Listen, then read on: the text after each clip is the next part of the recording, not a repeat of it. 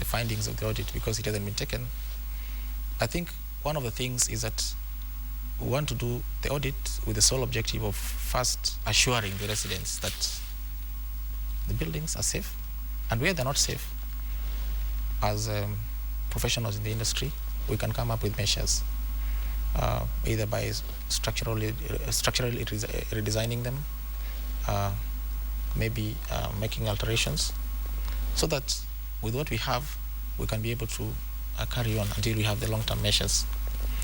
But more than that, we need to also have awareness. Yeah. And in this, we're working with the county governments so that only buildings that meet minimum standards are approved. But more than that, there's periodic supervision. And I want to say that the authority has now opened 10 offices in the country. We are in all the former provincial headquarters, and we already have inspectors on sites. We have taken on some of the best professionals so that we can give capacity to the regions or counties as it were. Yeah. And we can assist in periodic inspections so that even what is being done now can meet at least the minimum standards. I also want to say that our mandate goes beyond buildings. As the National Construction Authority, we also undertake or supervise or oversee the construction of roads,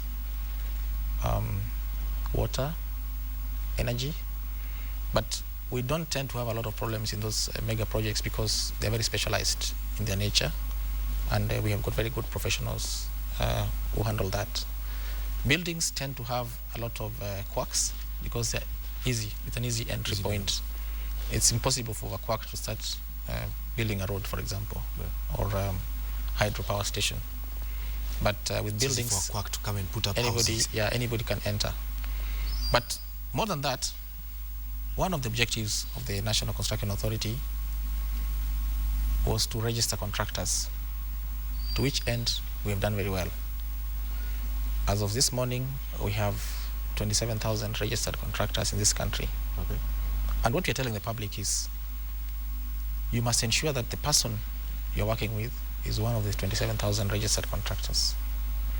The names are available on our website, and we shall be publishing them in the Kenya Gazette, so that if you want to undertake a construction, there's a registry. There's a register. You can actually find who's licensed or not. Yes, just like there's a register for architects, for police surveyors, for engineers, there's also a register for contractors. Yeah. Then before we go far, what I wanted to ask, does your mandate move over and above commercial buildings, or does it also cover personal buildings? Because sometimes, people put up houses but might not be structurally sound. So does your mandate also cover, like, for example, if I'm putting my own home for my own use, for myself to move in, are you also mandated to come and inspect the kind of building I am putting up? Well, as per the Act, National Construction Authority Act, our mandate covers anything that is erected on, below, or above ground. Yes, our mandate covers even personal residential houses. Although houses whose value is below 5 million are exempt from levy, and that's where the confusion comes in. Okay.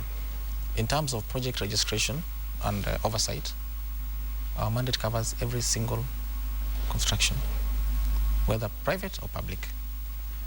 And just looking at that whole scenario, perhaps, if I wanted to put up something, either commercial or otherwise, what are some of the things that are required of me?